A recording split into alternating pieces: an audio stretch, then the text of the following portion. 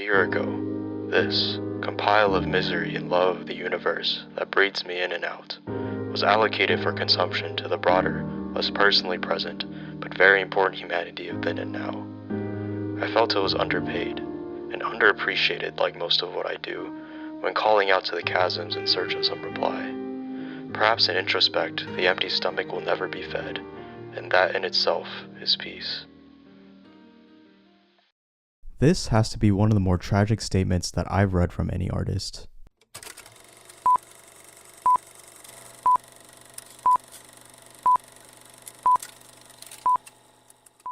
The artist who posted this on his Instagram story is none other than King Krule, also known as Archie Marshall. For those of you that don't know Archie hails from London, UK.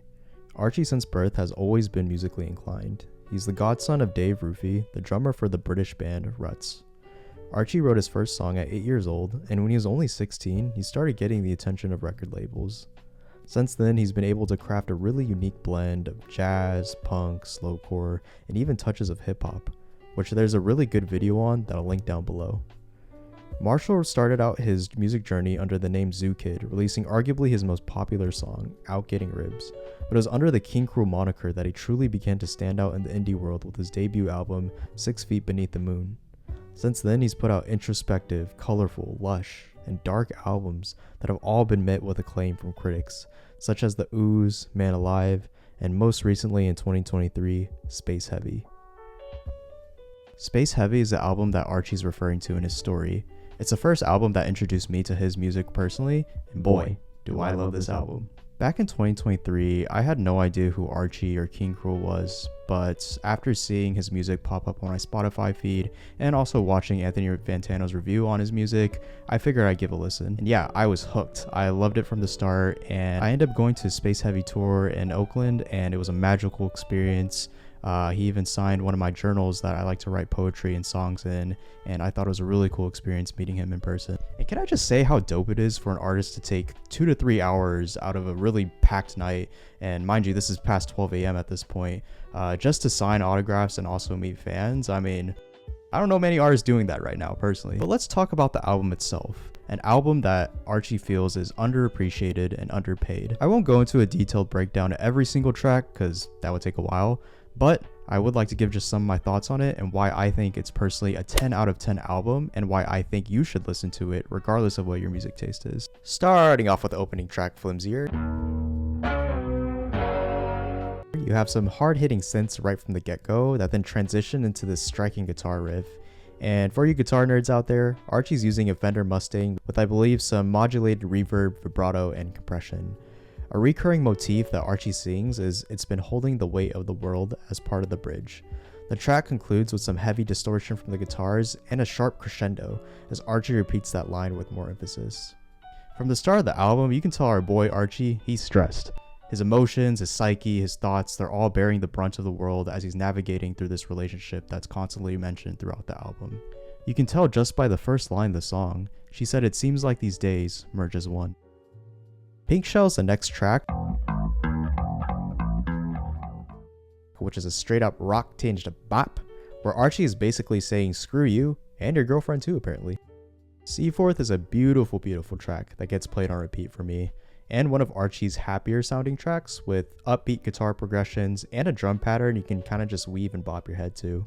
I want to highlight the first verse in particular on this track. She speaks in my dreaming, I take her waist within my hands, and when I wake she melts away into the sand. What meaning of this feeling? Why'd you return into the world of distant past? We separate across the blades of growing grass. Archie cited in an interview with Flaunt magazine that he used to read a lot of poetry growing up, and through his songs he recites his own form of poetry. I think just from this verse you can sense that, where each and every word is carefully thought out and formed cohesively in the stanza to paint a vivid image in the listener's head of a woman welting away into the sand, of fields of grass dancing between Archie and her, portraying a scenic but kind of forlorn landscape for the listener, where there's distance and space. We see more of this imagery in the next couple tracks. If you're an artist, one tip that I can give you based purely on this album is ask yourself, where do you want your listener to be right now? What are they hearing, seeing, hell, even smelling in their imagination? Are they with you at that exact moment that they're listening? Are they feeling the emotions that you felt? You know, I'd say don't be afraid to use your songwriting to craft a song based on your own experiences that ultimately tie back to the listener. We also see some stellar instrumentation being added to the mix, with Ignacio Salvadores on the saxophone, and he's a heavy part of this album. The next couple tracks that sort of merge together are Empty Stomach Space Cadet and Flimsy. In Empty Stomach Space Cadet, Archie continues to struggle with anxiety, feeling inadequate, and feeling like he's not enough for his partner that he's with. Flimsy is a beautiful instrumental track with no lyrics but a very strong emphasis on strings, which Archie rarely used in his previous works. As a violin player myself, I always appreciate when artists utilize the string section to its full advantage, which Archie does here. Has a subtle, more muted composition in tandem with the guitar licks, and it's a cohesive sound that reminds me of the work Everywhere at the End of Time by The Caretaker. In Hamburger Phobia and From the Swamp, Archie continues to say things in this album where at this point I'm like, God damn, bro. You good? You want to talk about it? Next is Seagirl, my personal favorite on the album.